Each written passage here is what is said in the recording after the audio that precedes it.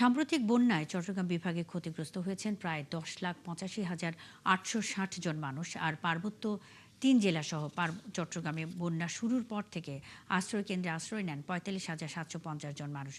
বুধবার রাতে নগরীর সার্কিট হাউসে সংবাদ সম্মেলনে এসব তথ্য জানান চট্টগ্রাম বিভাগের বন্যা পরিস্থিতি সমন্বয়ের দায়িত্বপ্রাপ্ত বিদ্যুৎ, জ্বালানি ও খনিজ সম্পদ প্রতিমন্ত্রী অনিন্দ্য ইসলাম অমিত।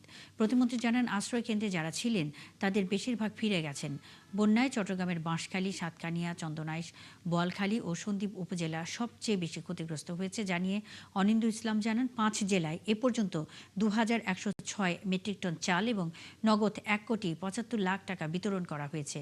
বন্যা আক্রান্ত এলাকায় জুলাই মাসে এনজিওর কিস্তি আদায় স্থগিত এবং খাদ্যবান্ধব ও ওএমএস কার্যক্রম ১ মাস এগিয়ে আনার সিদ্ধান্ত হয়েছে। এছাড়া রাঙামাটির পর্যটন স্পট বুধবার থেকে খুলে দেওয়া হয়েছে বলেও জানান প্রতিমন্ত্রী।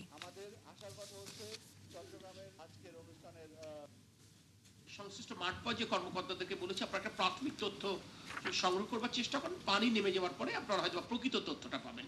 তো প্রাথমিক তথ্য আমরা যেটা সংগ্রহ করেছি মাঠ পর্যায় থেকে, সেখানে আমরা দেখেছি কৃষি খাত যদি আমরা দেখি, এখানে ক্ষতিগ্রস্ত কৃষি জমির পরিমাণ প্রায় ৪৪,৭৯৩ হেক্টর এবং ক্ষতিগ্রস্ত কৃষকের সংখ্যা আনুমানিক ২,৮৭,৭৩৫ জন।